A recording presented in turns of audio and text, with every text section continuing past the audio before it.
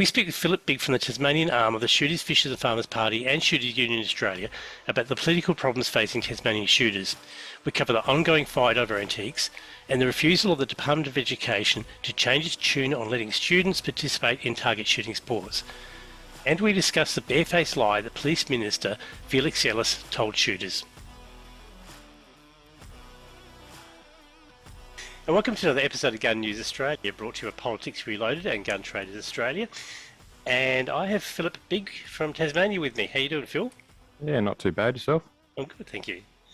Now, you're with both the Shooters Union and the Shooters, Fishers and Farmers Party, as I understand. Yep. Okay, as their representative in Tasmania. Yeah. Okay. Let's kick off. So you're interested in shooting. What do you do? So I mainly hunt. I do like to go to the range and hit some steel and some paper, just to make sure things are good. But I also have a couple lever actions, so setting up on the steel there is a bit of fun, and it's a good way to get out on a Sunday up at the range. But predominantly, I like to hunt, deer, wallaby, those types of things, just to put some meat in the freezer and get out and be healthy and active. I think it's a really great way to do it, and I think we should be encouraging more people to do it. So, obviously passionate enough to get involved in the political side of shooting. You've seen the need for that as well. Oh, absolutely. Yeah. We need more people involved in it, especially as hunters in Tasmania. We see the Department of Natural Resources and, things like that, stating that we have feral populations and, limiting us as recreational hunters when, we could be doing more. So we've really got to stand up and fight against that. And that's what I'm trying to do. Was there any particular event or thing that you saw that prompted you to get involved politically? It's interesting, actually. I was approached by the Shooters, Fishers, Farmers Party of Tasmania because I'd run in council elections, and I think they were looking for some new, fresh faces who were active in the political scene and wanted to achieve better results. So I was approached, and I joined, and I went head first, actually, because at the time we had the 2023 Community Safety Bill, Community Safety, which had a lot of amendments in it, and a lot of them were just ridiculous.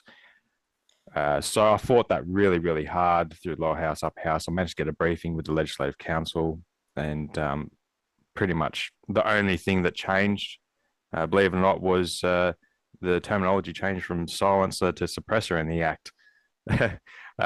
They didn't listen then, and they're probably not going to listen now, but we still have to try and fight. What other issues were floating around there at the time with that bill? So there was quite a few issues. Obviously, the bringing us more in line with the other lever shotgun with other states, because we hadn't done that yet. So that was a bit of an issue, and that's been sent out within the past month to users, and there's been a lot of confusion because of the way they've done it. Everyone's thinking, oh, I can't have my shotgun, but there was only about 340 odd users in Tasmania that were affected because of their license categorization, so A to B. So a lot of people going, oh, they're going to try and take my shotgun off me. And it's a consistent issue with regulatory approaches in Tasmania where they don't explain things properly and cause an issue for the people. So that was one. We also had the association laws effectively passed as well. So they talked about the OMCGs, outlaw motorcycle gangs, and said that if you are a close associate, we will take we'll have the ability to take your firearms license off you just because you may be closely associated with people in those gangs. We've seen that type of issue in Queensland before. It's absolutely obscene because there's politicians that are closely associated with bikie gangs in Tasmania. So it's a bit hypocritical, and they're trying to take away our right to even associate with people in that regard. And it's absolute nonsense. And they cited that you could be pressured to buy ammunition, for instance, for outlaw motorcycle gang members. Absolute nonsense. I don't even understand how they could even get that through, but they did. Then there was other issues with 3D printing. They introduced the part about 3D printing files, exploded views. That was very contentious because sometimes with your firearms, you actually receive those exploded views. So you as a firearms owner, technically are not allowed to have them. If you're a gunsmith, you can have them. But if you're an extreme sports shooter and you want to talk to your gunsmith about getting something manufactured or whatever like that, the back and forth, you're sending those files. So you're technically probably breaking the law as well. Yeah, there was the one thing that really annoyed me the most was the minister handed over his powers to the commissioner. So they actually changed the term minister to commissioner in the Act. And we all know what it's like when regulators have a freehold. And so I did manage to talk about suppressors and get a few things explained. There was a few things mentioned that are now on Hansard, which is really, really good if anyone has any issues down the track when it comes to jumping property lines with a firearm that's not properly stored and those types of issues. But a lot of it should have been dealt with better, but they just didn't want to listen.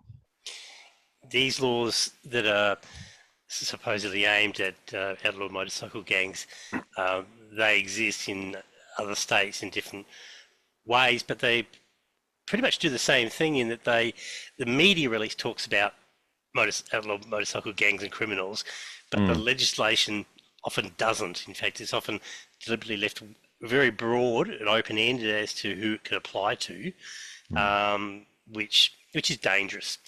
And I do have an issue with the media release not matching the legislation because it's weasel words. Yeah, all the time that's the case. Yeah, in Victoria, the Firearm Prohibition Order legislation talks about a person's that an order can be issued because of a person's behaviour. There's no definition around what behaviour means. So if you're running if you're a redhead running a podcast and you're engaging in behaviour that the police don't like, then that's behaviour. So that's why my door's locked. Look, the outsourcing of regulatory responsibility from the government to the commissioner is a huge issue. It creates a conflict of interest. You've got the thief now that has the keys in his hands, and he promises to be honest. No, come on. At one point in time, he's gonna do the wrong thing. One thing I did see in Tasmania recently was the proposed change to the license application form. Have you had a look at that? Oh yeah, yep. It's certainly something else, isn't it? Well, yeah. What are your thoughts? Your initial thoughts?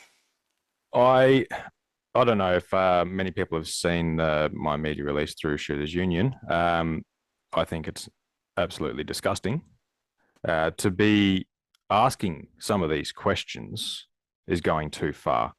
They're exploring your private and sensitive information when it comes to your medical. There are ways around this without going into these questions. Ask have you like the one about attempting self-harm, suicide. Okay, that's fair enough. Those are pertinent questions, but outside of that, it's absolutely ridiculous. Yeah. And interestingly, there was a coroner's report that recommended that Tasmania police seek more information. Right, so that's where this is all started from. That was because of a suicide, not because of any criminal activities. So I can understand a preventative approach, but this is going too far. You really can't develop a preventative approach based on one incident. If you do, you're going to be chasing your tail forever. No other regulatory safety environment works that way. You don't, bring in, coming back to aviation safety as a comparison, you don't change necessarily the air safety rules based on someone's deliberate non-compliance or behaviour. Certainly, if there's a pattern of that happening, or if there are significant events happening, it might warrant it, but you don't do it right now. Let me show the form, because I actually did cover this recently in another podcast. But now that we're talking about Tasmania, we are looking here at the. If I got the right screen there, we are looking at the form. Now, this is out for consultation. The consultation will be over and done with by the time this comes out. But I have covered this previously, and Tasmanian shooters, I hope you were paying attention, because this could affect not only new license applications but eventually renewals. Well, I got to stop you there. Actually, we do not have renewals. We have reapplications. Oh. So how it works is they'll send out basically a similar thing as a new firearms application, and they will update a renewal to reflect what we're looking at right here once it's passed. So unfortunately, we have to go through the same rigmarole every time. So that was actually meant to be fixed 10, 15 years ago. That the renewal part was actually meant to come in, but then, like always, Tasmanian firearms owners got screwed. I didn't know that. That's a good pickup, so thank you for that. That's interesting. Now, so how long your license duration? How long? At the moment, it's up to 5 years. Okay, all right. Okay, so let's go back to the form that is for new licenses and renewals that is proposed to come in. So this is not the final form. This is what the Tasmania Police are proposing. So we start off with the usual details. Who are you? All that sort of, all that sort of stuff. We get into the next of kin. Yeah. Interesting. Well, I mean, I can think of a reason why, a theoretical reason why they might want to know who, but to actually have it on an application form. Well, there's a reason why we have it on our medical file, and the police have very quick access to that. As we know, we see it all the time. Why do we have to keep putting this on everything? Look, I'm surprising that if you are a firearm license owner, you pass away, you've got guns somewhere, they've got to get access to your property quick. I can sort of understand that. But this is the thing, they haven't even explained these changes. What they've done, they've said, here's a form. Tell us what you think. Normally what happens is when regulations or something at a high level has changed, there is a proposal, there is a comparison against the current situation, and there's an explanation of the change as to what's needed. And anyway, we go into some of the history about yourself, your name, what license category you're applying for. Then we start to get into information which the police really should have anyway about whether you've held a firearms license, been refused, all that sort of stuff. So they're asking you for information that they should, if they were doing the job properly, already have. So, and then we get into, Phil, this is the area which I'm really interested in, some of these questions about, okay, have you been, well, again, there are the questions about if you've been charged with offences, which they should know. But again, the first one here, that's not guilt. That's just whether you've been charged with something. Yes. So you may have been found not guilty. So there's technically nothing that should be here to be potentially a reason to knock you back for a licence. It also asks you if you've even been subject to protected from a person who has a restraining order issued against them. They're asking if you've had a restraining order issued against you, but are you the person who's been protected here? I mean... Yeah, so basically, I think they're trying to go down the avenue that we don't actually have the right to defend ourselves. And under the NFA, a genuine reason is not for personal protection. So I think they're kind of using a little bit of that there. We dive into deeper waters here with mental and physical health. Tell me about these questions. I'm pretty sure you've got quite a few things to say about this. So just look, a lot of these questions can be thrown down into one. like I was saying, have you ever committed self-harm, whatever like that? Mental health condition, come on. If we talk about mental health, I think it's what half the population are on some type of medicine for mental health. So you know, Does and taking neurolog. does taking Nurofen qualify? Well, that's exactly right. How far down the rabbit hole do you go? Neurological conditions. Well, at the moment, it feels like every week there's a new neurological condition coming out. So, how far do they want to go? Like stroke. Um, how is that relevant at the end of the day? And I don't understand how far they're going to go with this. If they've listed a few things here, ADHD.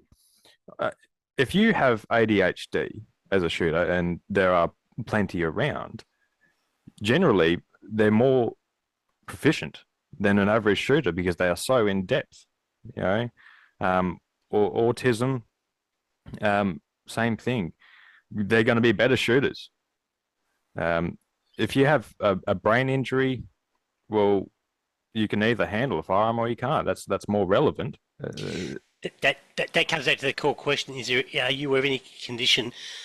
Um, I'm just making this up on the fly here, but they could ask more of an outcomes-based question: are you aware of any condition that prevents you from safely using a firearm or something like Yeah, that, rather than you having to diagnose things and which would be mistaken. So, for example, a lot of people would understand a migraine to be a particular thing, but the clinical definition of migraine will be different. Now, having a yeah. headache is not a migraine. No, that's right. But I mean, they go into the intellectual disability. Now, if you want to look at the statistics of Tasmania, um, the average person in Tasmania can't spell correctly, fail at maths, So where's that line that you draw in the sand and saying, okay, this person is intellectually disadvantaged because of their upbringing? It's absolutely obscene. And then they go physical disability. Okay, My hang on. So that means Steve Hawking, RIP, he would actually pass the Tasmania Police intellectual ability test, but he'd fail the physical ability test. Well, in actual fact, wouldn't he fail the intellectual disability part because he's so smart that he was dumb in other aspects? Yeah, you know. Okay, I digress. But yeah, physical disability. There are so many people that can benefit from being involved in shooting with a physical disability because it gives them something to get out and do. Even people in a wheelchair, they can sit at a bench and focus on one thing. It's good for your mind because all you're doing is concentrating on that one issue. A lot of people with a physical disability will sit there at home watching rubbish on TV because they haven't got anything else to do. Why aren't we helping them? That question's so broad. I Yeah. mean, it means anybody who, has any sort of disability, walking or whatever it is. I mean, Libby Kosmala is a disabled, Olympian shooter, won many medals over quite a long number of years. Are they suggesting that someone like her should be, be identified here on this form? Because if you're Mm. identified on this form, it may not mean much, but it may also give rise to either further inquiry by Tasmania Police or a knockback. Mm. That's the consequence of having it here. So, but physical disability, I think everybody watching this will realise that that's just a stupid path to go down. If you are putting in this application for a firearms license, you should be in your own right feeling like you can handle a firearm, right? So that question is absolutely pointless, like the other ones. Yeah. Completely pointless. You wouldn't be going down this path if you didn't feel like you could actually do it, would you? No. This next one gets me, as did the others, a sensory disability. Hmm. Think about what that means, including but not limited to sight or hearing impairment. Glasses. Hmm. This is a sight impairment.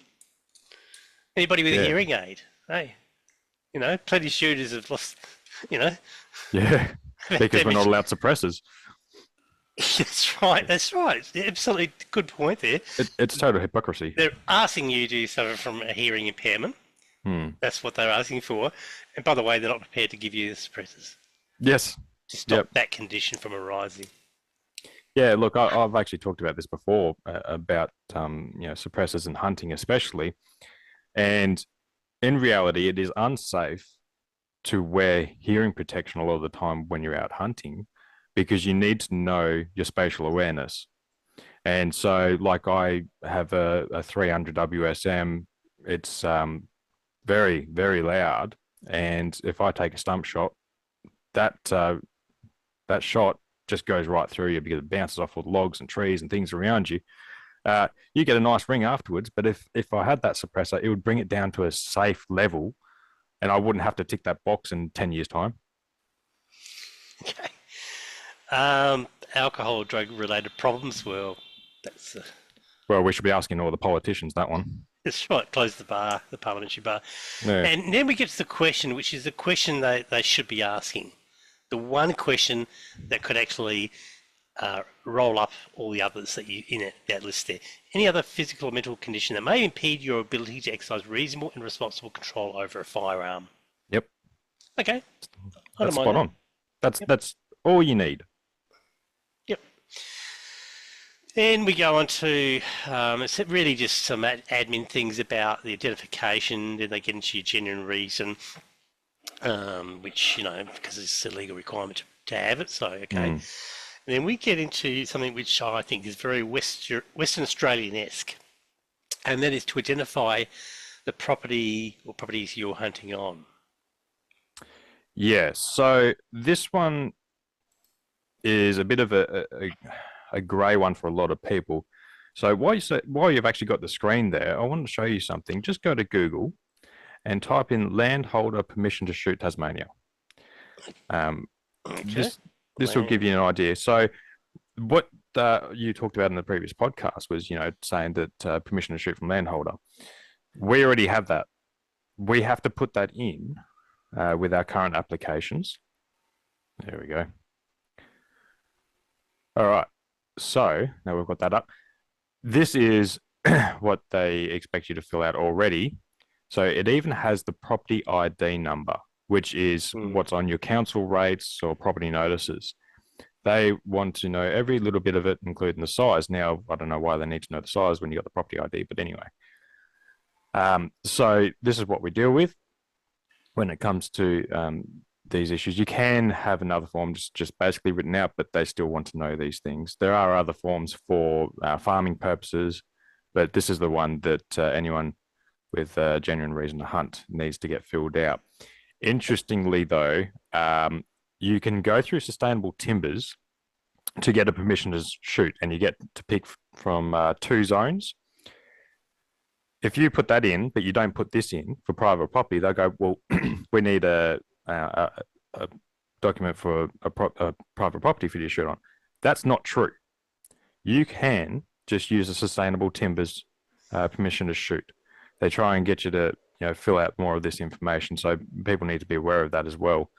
That sustainable timbers one will do the job. So yeah. This form here, just before I close this, Mm. they want the name of the landowner, the address, the date of birth Yep. of the landowner. That's crazy. Yeah. Yep. Isn't it great? A regulatory approach. So that's the form at the moment that you had to fill in. Yeah. They're asking this now also for the application form going forward. Property size, as he says, is a part of it, and it just reeks of having other limitations imposed later on. To say that up to whatever size you can only have. Well, in fact, Western Australia, as you know, have got property letters, so this is going down that path. Yeah, and in Tasmania, I can't remember what it was, anything under than 2 acres or something like that, because the requirements for distance to shoot from a house in Tasmania they require this sizing. So, but I don't understand why they need all the other details when if you provide a property ID, it's already there. Hmm. It's nonsense.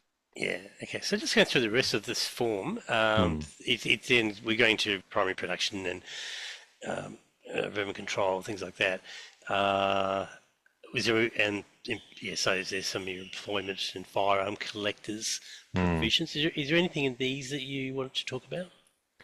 They're just general information. So if you're going to be like a dealer or primary producer, those types of issues, don't see much of an issue with asking these types of questions. But the firearms collection, I'm not sure how that's going to tie into the antiques thing. Let's get onto that in a second. In fact, we'll make the next one. The rest of the form, okay, a bit about storage. This whole court appearances, I like this, that if you've answered yes to whether you've been charged with any offence, they want you to recite stuff, which again, the police will have access to anyway. They're asking you to put out information so they can lay a trap so that when you've given the wrong date of a court appearance or you've, you forget, in fact, that there was this offence years ago that they can then hang you with a very small omission. The other thing, of course, is that this is an 11-page form, and to get a driver's license in Tasmania, that form's 2 pages. Yeah, and it's interesting because more damage has been done with cars and firearms.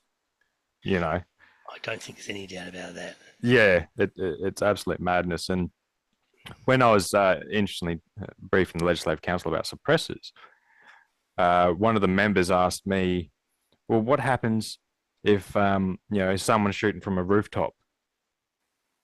And I was like, what? She was going down the path, if they had a suppressor, you wouldn't be able to tell where it's coming from. I said, it wouldn't matter if you had a suppressor or not. If you're shooting from a rooftop, the reverberations in the city are going to make it extremely difficult to tell where a shot's coming from. Absolute nonsense question. And then I made the point that, someone with a knife walking through the city is going to do more damage than someone with a gun. They've been watching too many movies. Oh, God. They've been watching too many, Jared, whatever his name is, sort of Paris Has Fallen type. I'm actually, I can't talk about it too much, but I am actually working on something in Tasmania when it comes to suppressors. I do have backing from multiple industries. So hopefully I can get that off the ground. But as we see, the commissioner isn't too fond of firearms. In actual fact, I do not believe the commissioner should be in that position, given the history there. Do not put the regulator in charge of the playpen, because they will always come down on the side of more regulation, not less, because that's what they do. There's also the history with Port Arthur and the current commissioner. So, it really is a conflict. I think that you cannot be impartial in that scenario. But the commissioner also has removed other exemptions, and one of them was the exemption for international hunters. Now, Tasmania does not cater for international license holders in our Act. So there was an exemption that allowed international hunters to come in, which would have worked fine, except for the commissioner has gone, no, we're not doing that. And someone reached out to me who was trying to set up a business. And this person was ex-government. I don't want to say what branch. They want to set up a business to bring international hunters into Tasmania and guide them, basically. And the response from the commissioner cited public safety. Now, this person who worked in the government for a long time also was in control of firearms. So if the commissioner doesn't trust someone who had that job, we've got some serious questions right there. And that's not the only case. The other point I made there was that we have, at minimum, from the government report, $88 million economic input from shooters in Tasmania. We estimate well over 100. So this commissioner is effectively hurting the economics of Tasmania massively. We should be investing in this. And the commissioner hasn't actually said, well, how about we put this in the Act? Gee whiz, that's a good and big issue you've just touched on. Mm. I'm a big believer in the need for governments to at least recognise and then invest in the economic opportunities that hunting provides. This is very well articulated through, I think it's a British BASC, it's called Association for Shooting something or other, Conservation, and they've done studies over a number of years that show that the shooting's worth X many billions of dollars to the UK economy, and that's mainly from organised, grouse hunting activities where you've got bush beaters and things like that. It's big money, and they've done the narrative around it, and because the narrative then provides a bit of a platform that governments can actually then justify programs. They can legislative and in terms of economic, in putting money into the sport, because it's a business case. That's what it comes down to. In Maine, in the US, there was in fact a former writer of Feathers and Fur from Field and Game. I remember he talked about the Maine Families Far Bill or something like that, where they actively promote the recruitment of young hunters to as future proponents of that, of what you've just said. So the whole idea of having the work done by government is so important. And I take the view that if the government doesn't believe there's any money to be made, hey, put the cards on the table anyway. Let the numbers speak. Do the work. Spend a little bit of money, getting your reports done. If it turns out that shooting's not worth anything, gee whiz, we go away with our tail between our legs. If it turns out, in fact, no, it is worth that sort of money that you're saying, then that's the truth coming out. Well, I mean, if you want to talk about the numbers, there's the $88 million from the NRE report, right, for shooters alone. Then we look at the $240 million from recreational fishers. Then we look at the hundreds of millions of dollars from tourism and the investment into the outer regions of Tasmania. Those numbers are already there. It's just that they won't allow them to grow. But this government have stated that they are committed to recreational hunters in Tasmania. Well, I don't see the evidence of that. No. It's a throwaway line designed to make you feel good, where they're not actually committing to do anything. Yeah. And, we have new ranges from the SSAA in Tasmania. They are AA ranges and quite nice ones, to be honest. But they're not going to be used for what they could be if we don't have international hunters coming in or international shooters of that part. Because if we had international shooting competitions, which we have a good size range now that we can do this, where's it going to go? It's just going to die in the water with these 99-year leases. Well, this is a really good segue, and don't worry, we'll come back to antiques later, but a really good segue into another issue I mentioned to you before we hit the record button on this, which is this is an issue that I got involved with a colleague of mine in Tasmania a while ago, which is the ability of school groups to go on activities. I'm talking about clay target shooting events, which happens in other states. And I'm based in Victoria, and it's a big thing in country Victoria. School groups go out to, they have their competitions and go back, and everybody's happy. Everybody's happy. No one's been hurt. It's very good, except the Tasmanian government has always pushed back against that, and that has come from the Department of Education. They're the ones who are stopping that from happening in Tasmania. And I just find that exceedingly naive. It's not even just stopping there. So, I mean, they ended the school programs for shooting years ago. An ex-member from the SFF who also owns a firearm shop was involved in that. And, they loved it. The kids loved it. It taught them something that they would never learn otherwise. And having some respect and control for a firearm, unless you do it, you don't know it. And, Bob Catter, he went a bit too far a little, but he was saying that, put the guns in the schools and, don't agree where he went after that, but he's right, because we need to teach our youth a lot of these skills and that respect. And it's a good way to get them out healthy and active. Whether they're going to be a sports shooter or a hunter, it doesn't matter. But then the department also ended school kids going to farms. I mean, come on, because of health and safety. Where does it stop? The Department of Education is just bubble wrapping these kids now. I mean, it was bad enough when parents bubble wrap their kids, but now the department's doing it.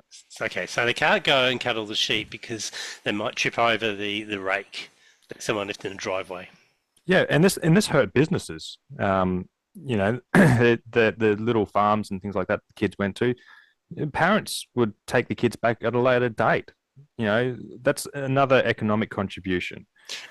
That's a key point, that they don't ask the parents this. It just becomes school policy. Yeah, yeah, and unless we start, really giving our youth some proper skills, I mean, we're already seeing the effects of it now, but we could be doing so much better with our youth and getting them healthy and active and out there rather than keeping them locked up in the schoolroom. It's just absolute madness at this stage. Yeah. The antiques. Yes, this is a good one. You want to give us a quick potted history of that issue and tell us what's currently happening on that front. So again, we go back to the exemptions. So the commissioner in, I think it was about November, December, behind the scenes said, we're going to get rid of exemption number 4. January comes around, sends an email out and letters out saying, we're cancelling exemption number 4. You need to apply for a license. You need to get a gun safe. Basically, you'll be treated as if you have operational firearms as a hunter or a sports shooter, which, as you can imagine, caused an upset. A lot of people that just had this exemption, family heirlooms just up on the wall or something like that. And there was no reasoning for this other than the commissioner said that the exemption wasn't exactly legal. Now, this is a regulatory issue because it wasn't in our act and still isn't in our act. So then we had the snap election called and made it a bit of an issue. And both Liberal and Labor came out and said, we're going to repeal what the commission has done, basically. And cut to it now, I had a copy of a letter 6 months through the year, basically what this antiques firearm legislation was maybe looking like, what the requirements going to be, they said they're not going to engrave. You can put it in a locked display cabinet. You can bolt it to the wall. But keep in mind, we're the only state that's going down this path. Not even Western Australia has touched the antique firearms. I mean, if Western Australia hasn't gone down this, why is Tasmania? So we have a consultation paper out at the moment, which is nonsense. I don't know if you can bring it up there, but it doesn't actually provide us any real information. It just has dot points of, a few things like the display cabinet and no registration requirements, license requirements. Well, you have to register the firearm and they want you to dog tag it, actually, instead of engraving it. But asking for consultation with these dot points is an absolute joke. Give us something to consult with. What's the legislation going to look like? What's the framework? Because we know full well, as we were saying before with the media release, they say one thing, do another. So I guarantee you this consultation will finish up based on those dot points. People are going to be reacting to those dot points, and then they're going to table a bill that has 20 other things attached to it. Yeah. I think that there's one of the things that regulators around Australia are not good at doing is consultation that should mirror how regulations and legislation are made, because most states have rules around how this should be done. And as I said before, that includes the proposal, compare it against the situation now, but also explain the cost and the benefits of doing what they're proposing. It's a justification that these cabinets, should be, anchored and whatever. yeah, because of the X many thefts over, a number of years or whatever. Now that kind of data, that kind of information is just absolutely missing from what I'm seeing here. I saw the same thing with fees in WA. I've Mm. seen, um, in fact, you could even roll in the school shooting things like what actually are the costs and what are the benefits here of doing this thing, and changing, this consultation paper. That's it's a basic omission. If they're not doing that, if they're just giving you dot points and saying this is what we're proposing, Mm. that's not enough to go by. No, and what makes it worse is because the minister handed over his powers to the commissioner, uh, the current minister is not putting this out there. He's letting the police put it out there. It's his job to be doing these things. He won't listen to us.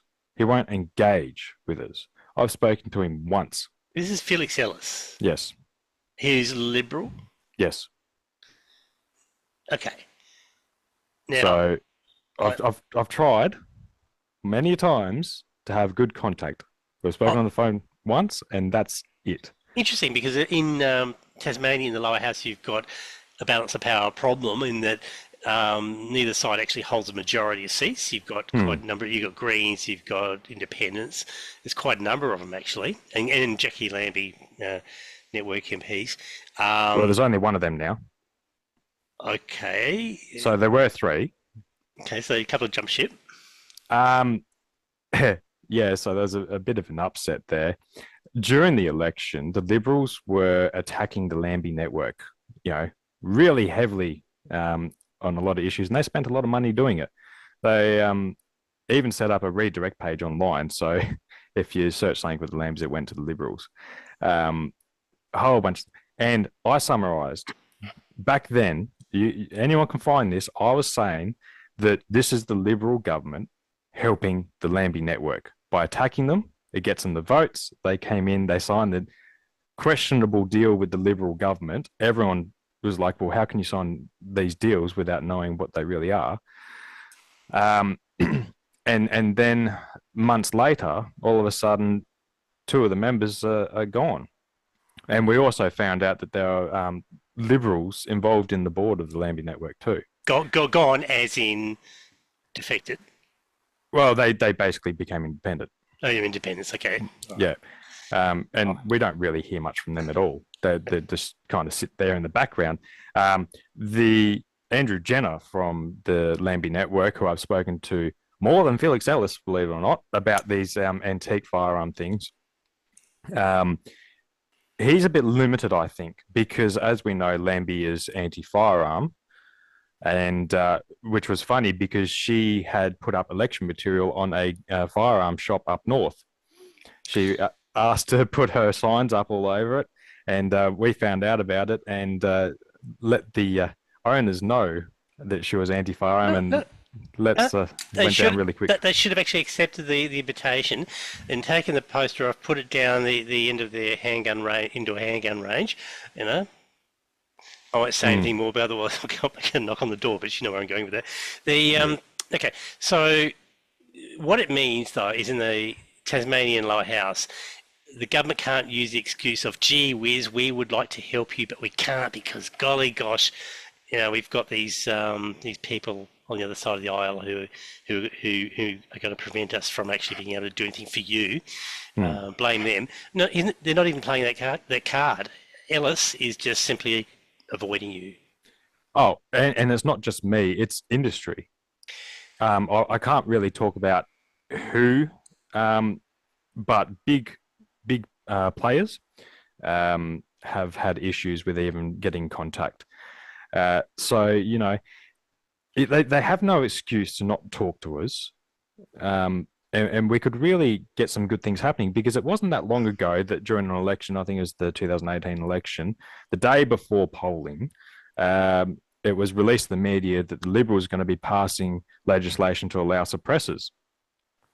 And somehow that just got put out there in a certain way, and oh no, we're reneging on that.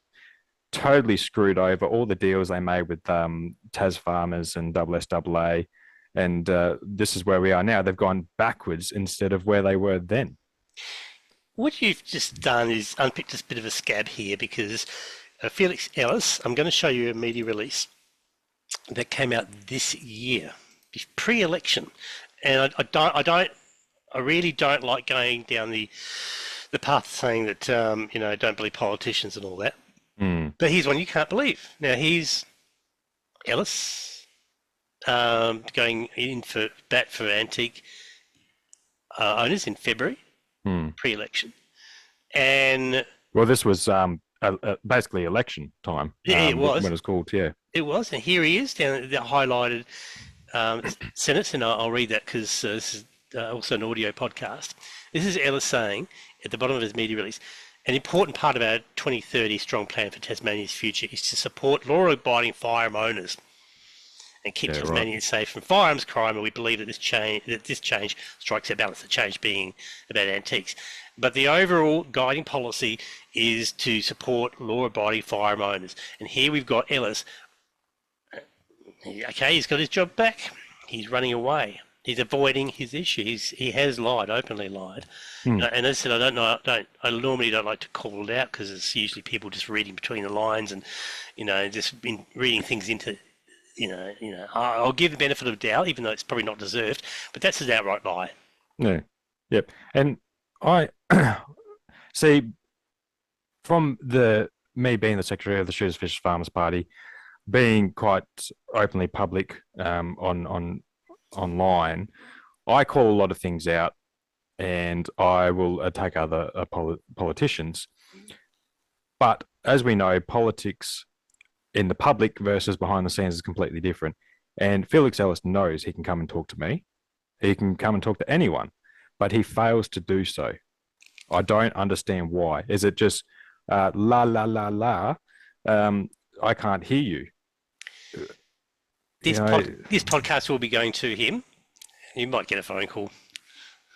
Oh, no doubt. I'm honestly surprised that they're not knocking on my door right now. Phil, mate, come in for a coffee. Yeah. Of course we want to look after you guys. We love you. Let's inspect your safe, Phil. Well, okay, I don't know if Tasmania police... Actually, I have heard stories about Tasmania police being like that. Yes. And other things as well outside of firearms. Just be careful. I'm just going to warn you. Anything you say and do may be taken down. That's all right. Just be careful, mate. Careful.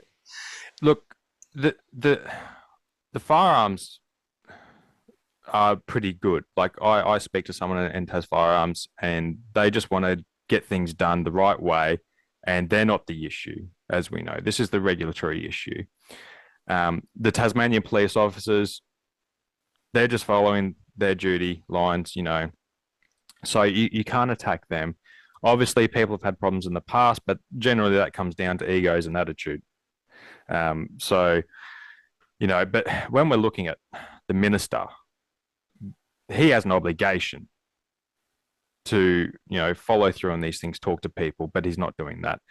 I have also spoken to the shadow minister about a lot of these issues, and unfortunately, the Labor government, well, not Labor government, the Labor Party in Tasmania, kind of just sit and wait and see what happens. They wait for it to come to the table, and then they'll actually openly talk about some of these issues. That's not the way they should be operating. They should be advocating for the people who are pissed off, but they're not. And this is why we keep ending up in these situations, because they're gutless, basically. It's not right.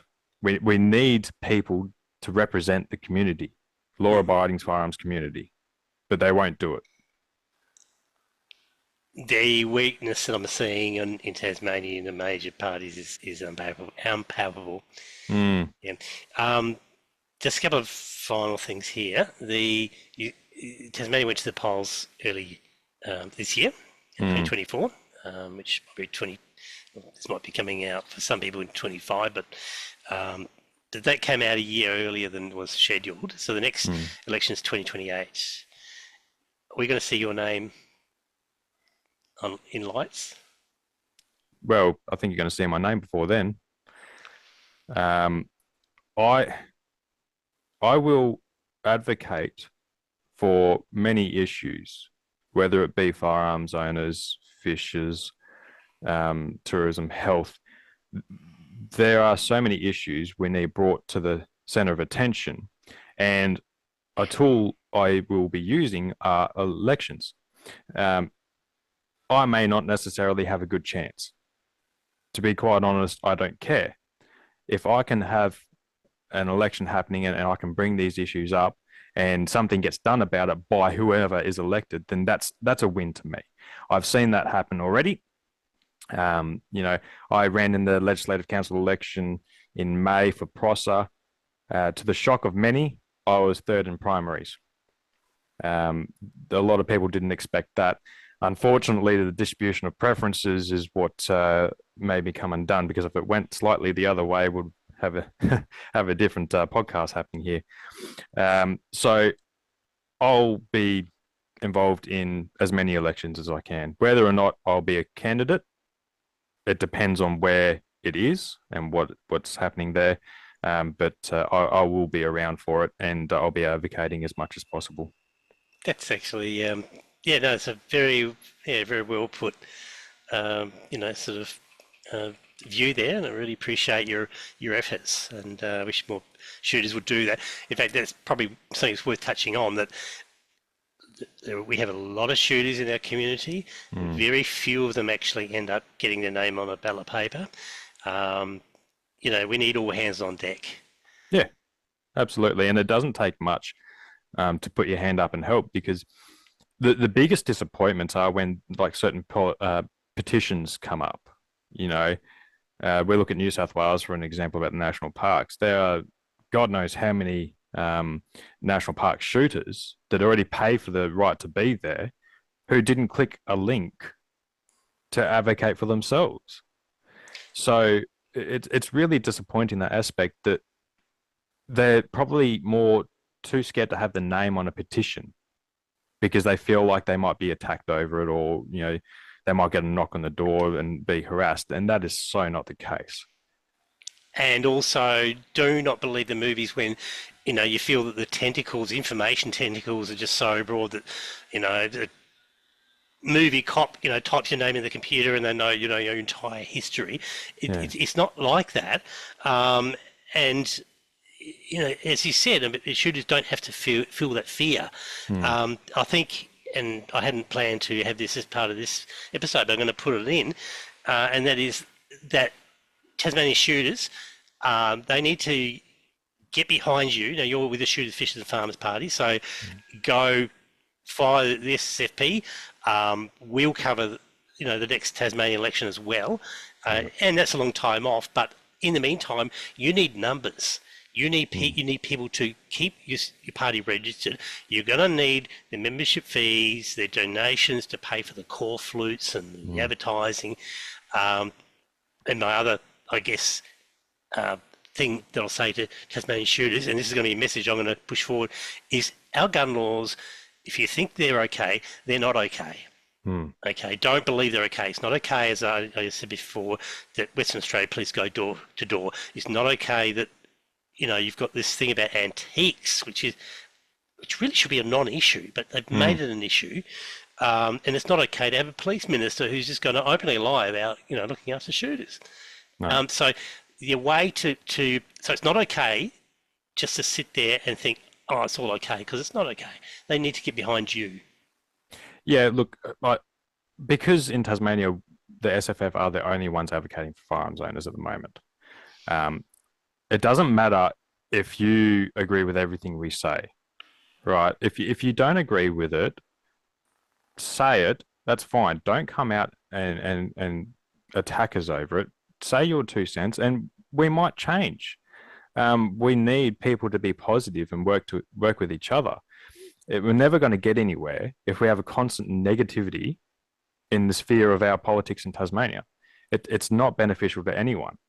And, it's not easy doing what we do. When I was doing the 2023 Community Safety Bill, I was up to 3 o'clock in the morning, most mornings, writing letters, trying to get everything. Because I work 5-6 days a week, right? And I'm doing this at nights. So it eats up so much of your time, so much stress involved, and then you add elections into it.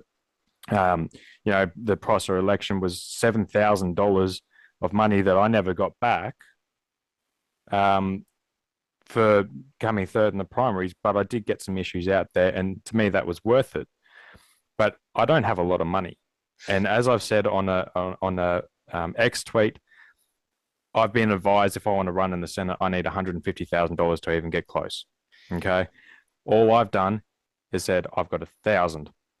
What I need are the people, because that's the biggest issue, the people. It's the numbers to stay registered. It's there is the membership money. There is the money side of it. We can't ignore that because someone has got to pay the bills. When I was running for the Prosser election as an example, there was three of us putting up all the core flutes, doing everything. If people want to get an understanding, it cost over $3,000 for a little brochure pamphlet, well, not even pamphlet, just a piece of paper to send out to everyone in that electorate, right? So that was basically half the money I had went to just doing a mail out. So there was three of us, did the mail out, and third in the primaries. Now, if I had other people on the ground talking to other people saying, this is what Phil wants to do, and it wasn't just firearm stuff. I was talking about a lot of issues, a Tasmanian Independent Commission against corruption, health, you name it. We need people to be involved. We're not asking for you to give 24/7, but we just need something. And the SSAA need to help, because there was not one thing in the state election or my legislative council election from them. And that's really disappointing because they're meant to be advocates as well. They're quite variable around Australia in terms of how politically tuned in they are and active. I've struck the same problem with SSAA certainly in Western Australia, although they've changed their tune recently, and I think they've had a helping hand. But no, I agree with that, and I think the message to Tasmanian shooters is that Phil is not asking for a lot of your time or money or anything. It's really just many hands make light work, and you are not going to get change if you just sit there and gripe about stuff without actually just putting in. Just become a member, join the SFFP in Tassie. I'm certainly not an advocate of SFFP in other states. I actually think that they're a waste of effort, but I can certainly see SFFP in Tasmania being, I mean, you're making an effort, and I think that's, that discussion today has just been absolutely spot on in terms of working on the problems, but also in terms of your own commitment to the cause. It's genuine, it's real, and it's spot on. Look, if people want to get an understanding of my commitment, in March, I think it was, I did a video and released the information about the trafficking of firearms, because there was a court case ruling that basically how the act was read deemed anyone who was not the registered owner of a firearm traveling with that firearm was trafficking. And I basically came out and said, well, the Tasmania Police are trafficking firearms because they are not the registered owners, and we need this fixed immediately. Since then, it disrupted industry very quickly, because a lot of people were like, whoa, hang on, this transport truck can be done for trafficking firearms. Oh, this firearms dealer who's going to pick up a deceased estate's firearms could be done for trafficking. And obviously, the commissioner and Ellis came out and said, well, we're not going to go after anyone like that, blah, blah, blah. But the point is they can come after you and charge you. And then there was the point made to me by Minister Ellis saying, well, if a cop did, charge someone with that and it ends up in the court, then obviously, it'll get thrown out, because that's not, what we're chasing. I said, yeah, but that's not the point. You're going to put someone through hell. You're going to take the firearms off them. You're going to throw them in court. It's going to take years. It's going to cost them how much money? All because you can't introduce a bill that I've provided myself, that the Liberals, the Labor, even the Lambie Network have a copy of a bill I've given to them to introduce that fixes our act so the terminology is correct and we don't have trafficking of firearms. How hard is it? But I released that, and I was expecting a knock on the door within days from the police, because no one calls out the police for trafficking firearms. But that's how committed I am. To suggest the courts are just going to, sort of read between the lines and and apply a policy overlay, you know, um, that has no basis is ludicrous. They're going to read the law. That's what their job is. It's Yes, up to Parliament to ensure the law is correct in the first place. Everybody that's knows right. that. That's the basic tenet of three tiers of government. Yep, yep. And look, our Firearms Act is grey at best. There's so many ambiguous sections that can be fixed up by simple terminology changes, as I was saying with the trafficking of firearms. We need to really look at it.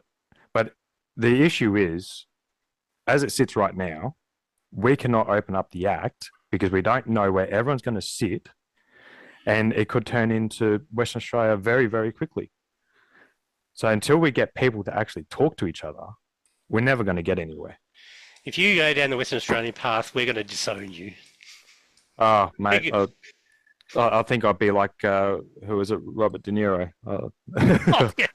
How fake is that? I mean, we're going to leave New York. Yeah, radio. Yeah, good luck, mate. You're going to leave your little penthouse. But yeah, so I, I'll do the best I can, and I will follow the path that is going to be best for the people. Um, and whether I've got to put my shooters union president's hat on or the shooters fish farmers hat, or Yeah, both. I want shooters in Tasmania. Any Tassie shooter who sees this, get behind the Shooters Union Tassie or the SFFP Tassie. Doesn't Yeah. matter. Get behind both. Okay, it's not going to. You can hop on the email list. You can become a member. It's only a few bucks a year. It's nothing. Well, the good thing with the shooters union too is actually get insurance for Insurance for hunting. So, join up Shooters Union Tasmania. If you don't want to go to ranges all the time and you're only going out for your hunting, well, you're going to be saving some money right there, There you go. and you're going to be helping real lobbyists. That's what any Tasmanian shooter you can do it now. Just as soon as you finish this, get on, do a search, join 'em. That'd be great. And just one last thing too, when we're talking about this firearms license application and we're talking about the mental health, a really big issue I have with it is our primary production. And I really want to put this out there. I can't stress this enough. If you are a primary producer and you go to your doctor and have a bit of concerns that you're struggling because the pressures on primary producers is huge these days. You've got these contracts to fulfill and, environmental issues. So if you go to your doctor and you're like, oh, I just need some help, don't be fearful about that doctor throwing you under the bus. And if they do, reach out. I've spoken to someone in the Tasmania Police saying that, with this license application, all we're doing is requesting more information. Sorry. The biggest issue there is you have to go to a GP, psychiatrist, whatever like that, to get the okay. Now, as we've seen with liability insurance, it's questionable if a doctor feels comfortable, if they're even pro-gun or they have no stance. Are they going to sign off on it because of liability insurance? So these other things need to be looked at. And I had someone reach out to me who had a situation and had to be deemed a fit and proper person. They already had the firearms license, but they had a situation that had to be deemed fit and proper. It cost them $900, 6 to 9 months, and a plethora of questions that they felt humiliated answering. So I'm actually waiting to get a copy of that list. It's not right that people have to go down this path. We can be doing better with preventative, asking the right questions and not putting the onus onto medical practitioners who may be uncomfortable doing as such. And then you've got the anti-gun doctors as well. So, Or scaring shooters away from getting that help because there's a question on the application form and there's a history of this sort of thing from actually servicing. yeah, Tasmania Police are not sending the right messages. no, and they're not doing the right way because we go to the pub, we go, to a restaurant, toilet, whatever like that. They've got signs up. It ain't weak to speak. Stay chatty. Look after your mental health. Well, stop making us fear doing that. It's counterintuitive. They need to do it in a better way for the benefit of the people, and stop making us feel like we're going to lose our tools as farmers, for instance. So I cannot stress enough. And if you do have any problems, please just reach out. Don't be afraid to go and see your doctor and get help. If you do have any issues, reach out to Shooters Union, WSAA ministers, or whatever. It's really important. Yeah, I was just going to say, it's not. Don't assume. Again, this comes back to the messaging that comes from Taspol and others. Don't assume that it's the end of the road for you. Because there are avenues of appeal. There's dialogue that can happen with the registries to fix things. We've seen it happen a long time, but the messaging messages coming from government are not the right messages. And I've got to point out too that as it sits right now, before this license application has even been mentioned, health practitioners have a form that must be sent in if they fear your ability to handle a firearm is compromised. So there's a thing called a health professional reporting notice, and it's for firearms. It's a simple form. You can find it online actually through the FAS website.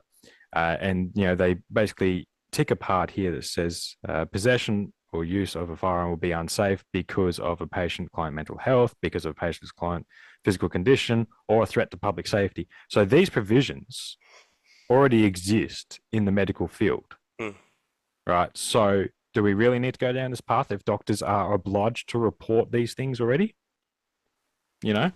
Another issue when we're talking about insurance is insurance companies for firearms dealers, historic societies, and the like have now got clauses that stop you from lobbying government.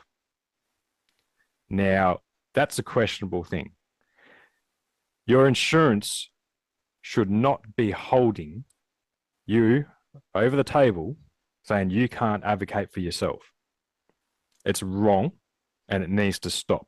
Government obviously has play here, and they've started with firearms and the insurance industry because it's an easy target.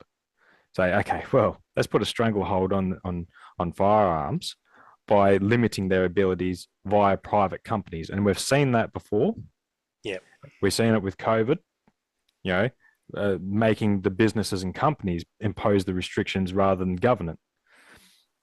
We're going down this path very quickly, and we're seeing it with the current bills being put out there because they're like a trident. You've got you take one bill out, there's another one's going to have these clauses put in it. So we've got to be more active there with how we go about insurance, for instance. It's insurance and the shooting industry have quite a long history. It's not a great history. There are companies, a lot of companies getting involved now in virtue signalling, and finance and insurance companies are high up on that list. It's really done because you get people on the board who just anti-gun, and some of this comes out of America. They see the stuff that happens on, and it's perhaps a generalisation that's probably not well said, but they look at what happens, with guns in TV in America, only because the media would always report the negative stuff, and they then think, oh my God, that's horrible, it's bad, we can't have that happen here, let's be anti-gun. Yeah, and some of the international companies like Levi and Ben and Jerry and all that, of course, they are international, so they import their policies here anyway.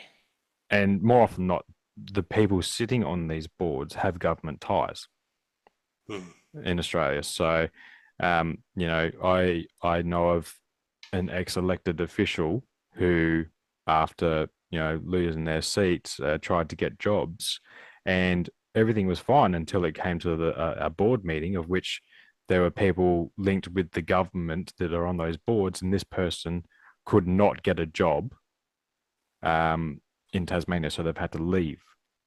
So these boards have a lot of control when it comes to government connections, and that's why I think we're seeing these insurance issues.